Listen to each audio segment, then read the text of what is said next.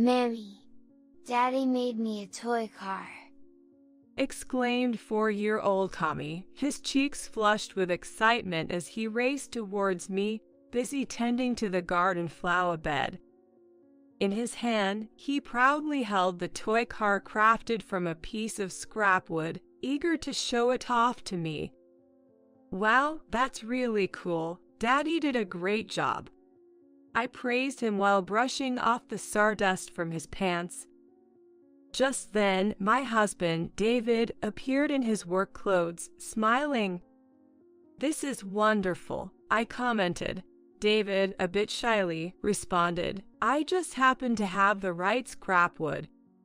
He enjoys his DIY projects, using weekends to build things like tables and chairs for the yard. Recently, he fulfilled a long-held dream of completing a pizza oven. These weekend DIY activities seem to be a great way for him to unwind from his busy work days. "Daddy, I want to paint this."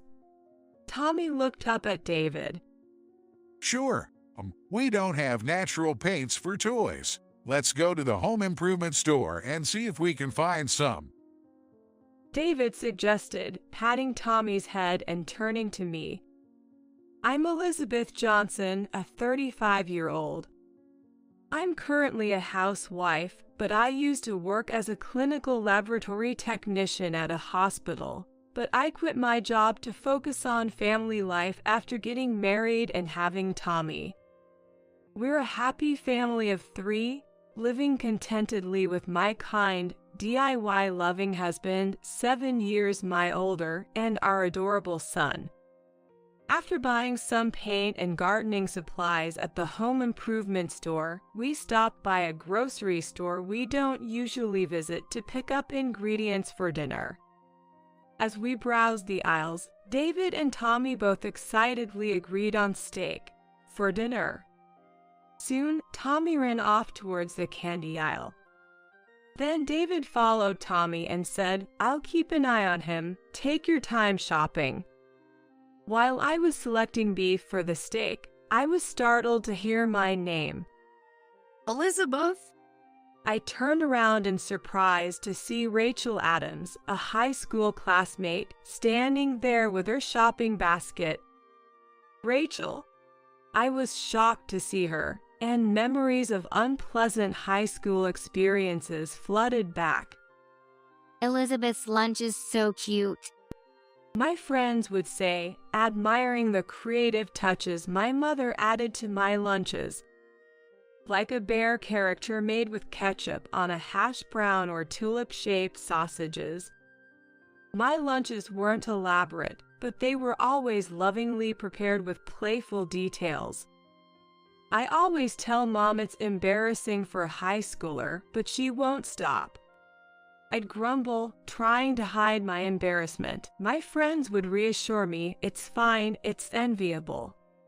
But then Rachel would chime in loudly, "Guys, look at this. Elizabeth's lunch is just full of frozen food." My busy working parents couldn't always make everything from scratch. But the balanced, colorfully arranged lunches were still a source of pride for me. "That's none of your business," I snapped back at Rachel. One of my friends who was eating with us said, "So, what about Rachel's lunchbox?" glaring at Rachel. Then, Rachel, as if waiting for this moment, brought her own lunchbox and opened it. It contained fancy-looking meals, but everything was homemade and looked deliciously colorful. "That looks so tasty." My classmates gathered around Rachel. "See? Nothing like that trashy lunchbox," Rachel said, looking at me with a triumphant smile. But that wasn't all. Rachel always picked on me and made fun of me. I was always hurt by her words and actions, making my high school life miserable. Looking at Rachel standing before me, I was overwhelmed with the frustration I felt back in high school. It had been about 6 years since we last met. at the most recent class reunion. Back then, I heard she was running a small cafe, but I wasn't sure about her current situation. Rachel was always strikingly beautiful, and that hadn't changed. But her personality remained the same, arrogant, always needing to be the best, and a bit of a show-off. Long time no see. I greeted her with a forced smile. Yeah, it's been a while. 6 years, isn't it? Elizabeth, what are you up to now? Your job was in the medical field, right? I quit my job as a clinical laboratory technician. I left soon after getting married and having a child. Rachel raised her eyebrows slightly. Oh, you got married. Living around here, in a house? I could tell that the word married had flipped her queen bee switch. Well, we bought our house about a 15-minute drive from here. I rarely come to this store. I just stopped by on my way home from shopping. And you? I heard you were running a cafe. I tried to steer the conversation towards her. Although I wasn't genuinely interested in her life. Yes, it's going well. We're really busy with lots of customers, Rachel said, flipping her long hair. Just then, Tommy came running up with some candy, followed by my husband. Mom, I want this. He asked, putting the candy into the shopping basket. Rachel looked surprised to see Tommy. A child? Yes. Hey Tommy, say hello. I encouraged my son, who was shyly clinging to my leg. Hello. Tommy greeted timidly. Hello? You're Tommy, right?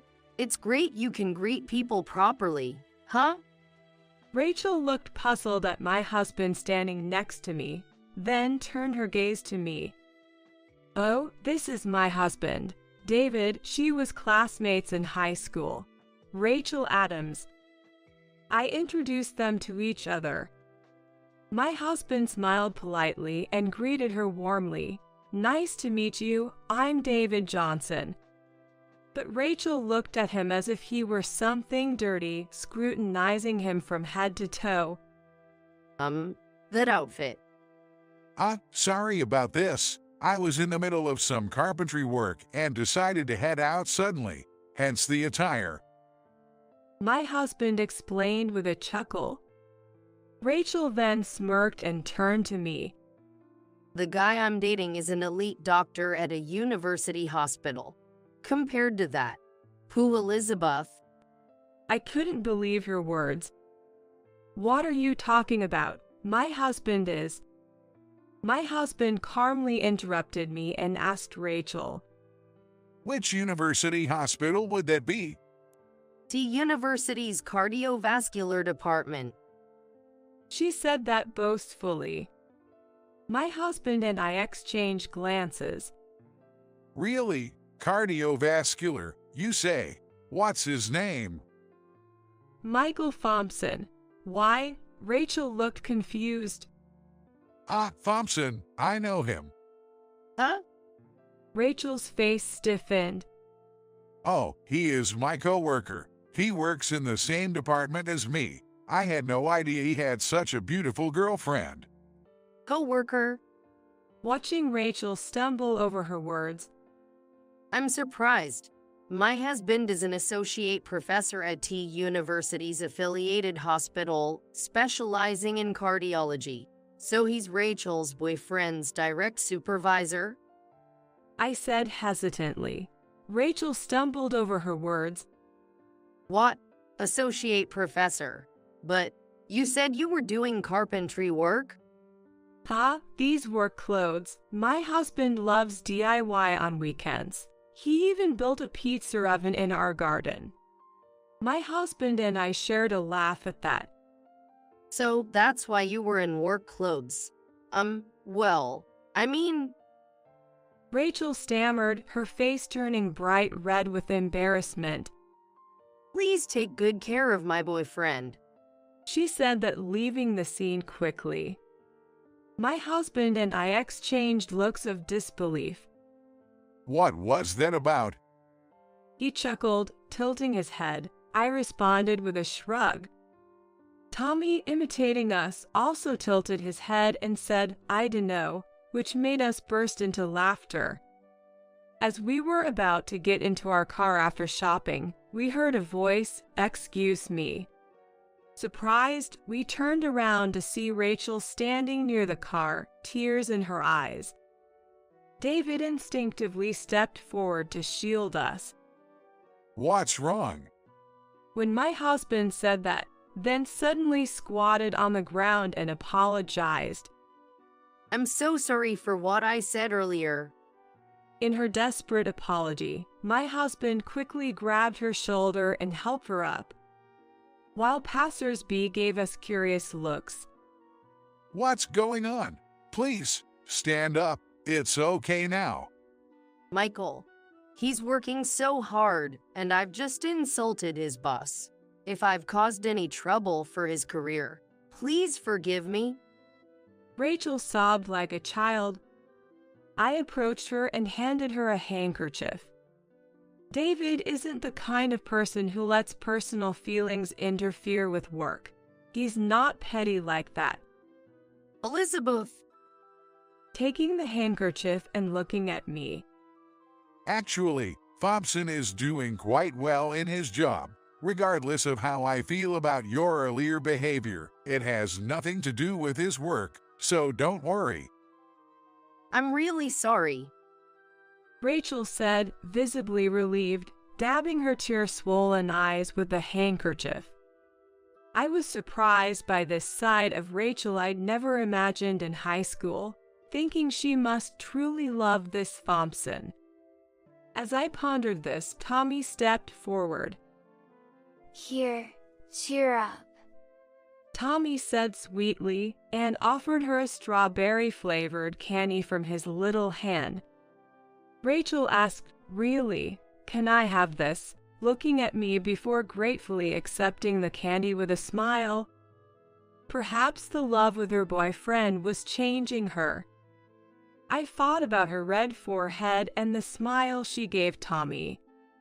On the way home, David told me about Rachel's boyfriend, Michael Thompson, a 32-year-old cardiologist working in the same department as him at the hospital. Despite his youth, he's known for his excellent work. But the poor guy barely gets any time off with all his on-call shifts, and he's ambitious, always trying to keep his superiors happy. He probably doesn't have much of a personal life. That's so. From Rachel's behavior earlier, their relationship might not be going so well. I said, concerned. David, a bit exasperated, replied, Are you actually worried about her? Remember how she judged people by their looks and treated you badly in high school? I'm not worried about her. It's just that she seemed different than before. As someone who also loves a doctor that is the same as your job, I thought maybe I could help. I responded a bit strongly. You're too kind-hearted, you know that, even after she insulted me like that. I'm sorry. I could understand why my husband was upset. Well, that's one of your good points, though. David said teasingly with a smile, and I turned my gaze to the passing scenery, feeling relieved. The following weekend, David was all excited to use our newly built pizza oven. He planned to host a pizza party for lunch and was inviting guests. The guests were Thompson and Rachel. Next weekend, we're having Thompson and Rachel over for a pizza party, He announced 3 days after the incident. According to David, Thompson and Rachel met at her cafe and had been dating for about 2 years, but recently, Thompson had suggested taking a break. Not because he didn't like her or had found someone else, but for other reasons. Thompson and Rachel were having difficulties due to his busy schedule, hardly finding time for each other. It seemed he thought they might be better off parting ways for both their sakes. So, back at the grocery store, they were all ready. I recalled our encounter with Rachel. They haven't officially broken up, but they haven't seen each other much lately. I haven't told Thompson about that day. She must have been confused, just having had the breakup conversation with him. It's surprising. Rachel, with all her pride, going as far as kneeling down for someone she was about to break up with. Despite their issues, it felt a shame for them to part ways. Maybe it's none of my business, but since you and Rachel were classmates, I thought of inviting them over together. David crossed his arms, lost in thought. I couldn't help but smile at him. You once called me too kind-hearted, remember? Oh. David looked away awkwardly, realizing what I meant. You're just as kind-hearted yourself. But that's what I love about you. His ears turned red at my words, and he quickly excused himself to check on the pizza oven. I watched him go, savoring my happiness.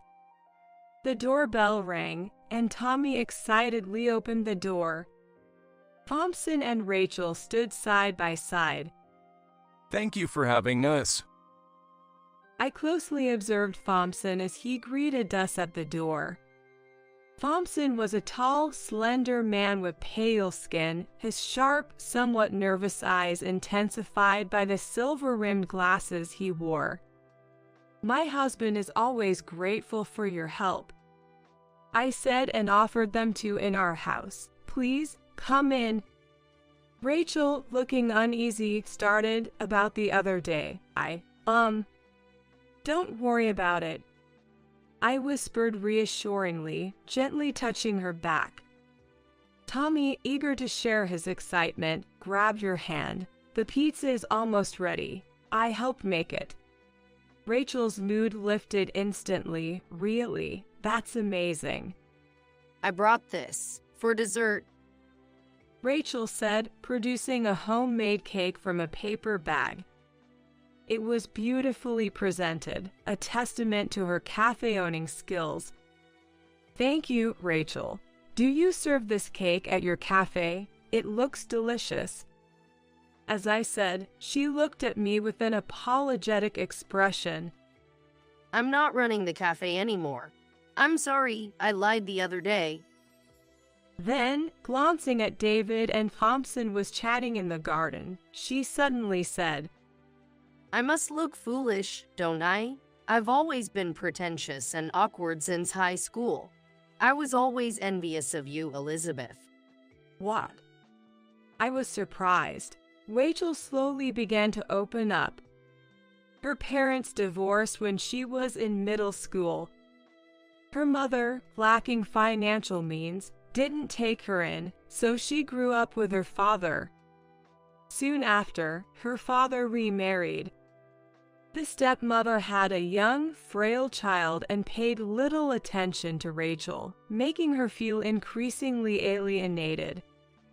The stepmother never cared for Rachel, so Rachel had to prepare own school lunches.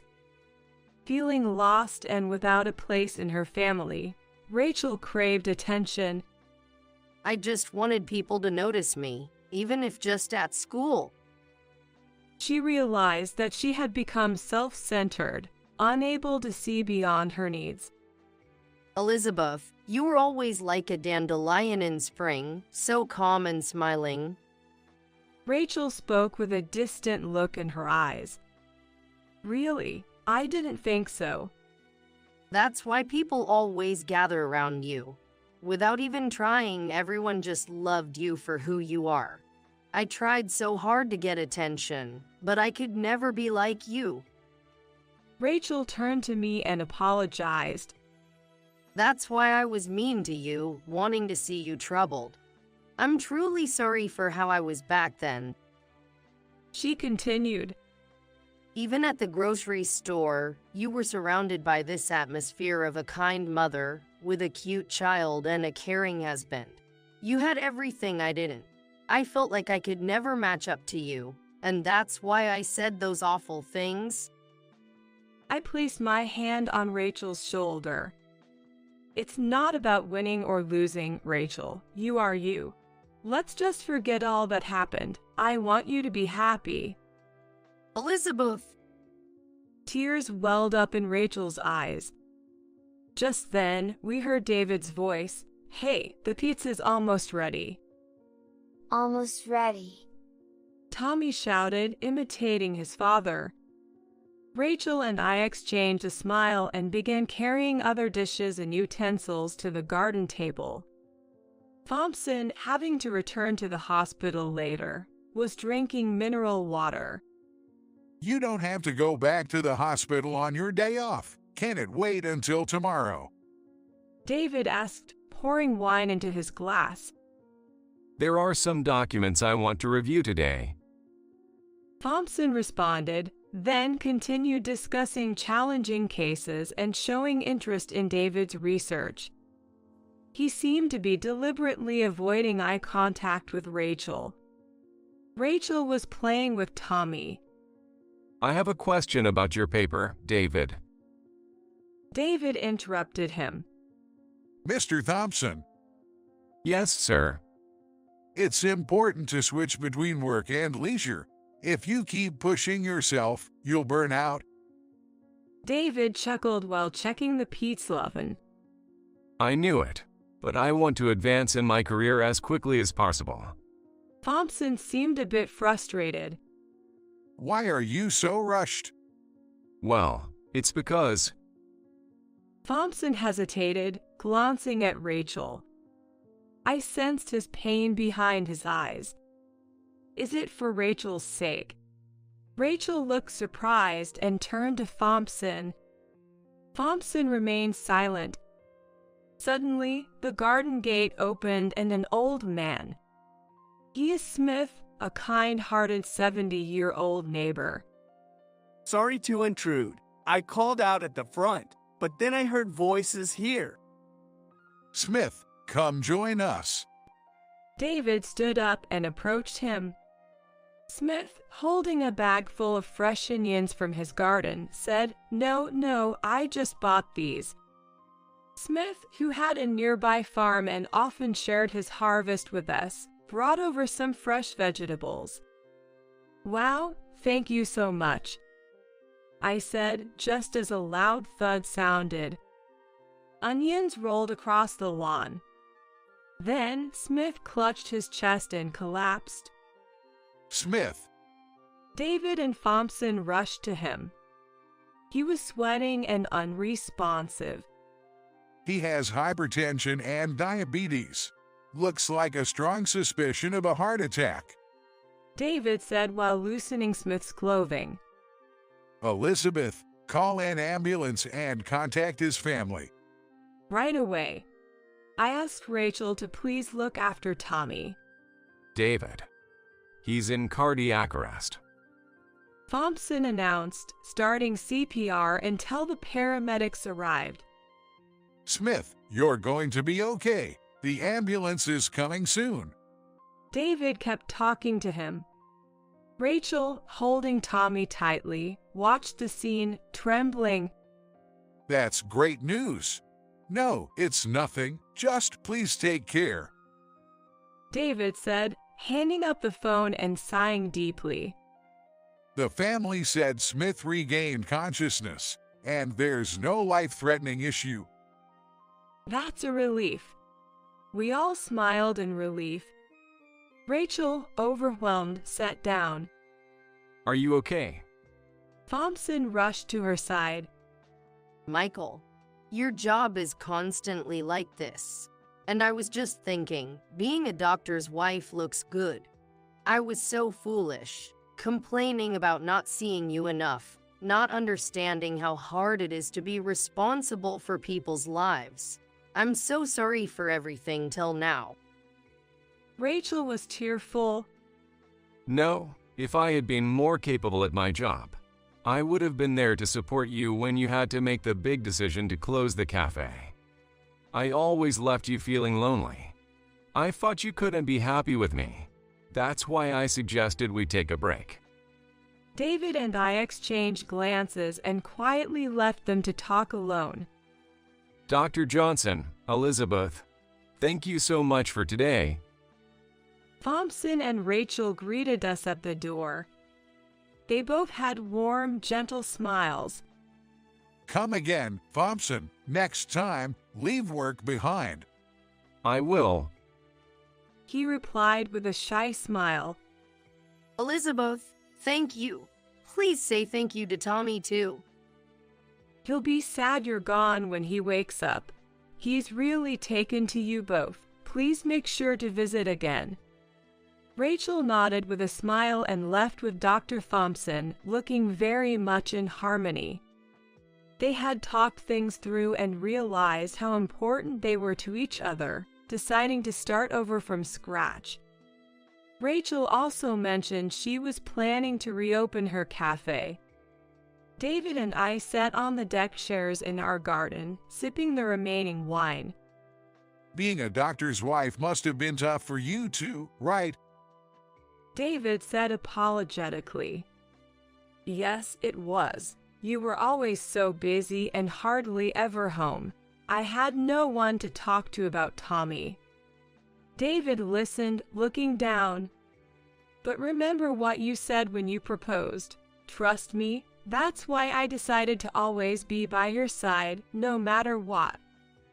Elizabeth, David looked up at me. as doctors, we fight every day to save the lives in front of us. But we can do that because our families support us. I've never forgotten to be grateful for that. You?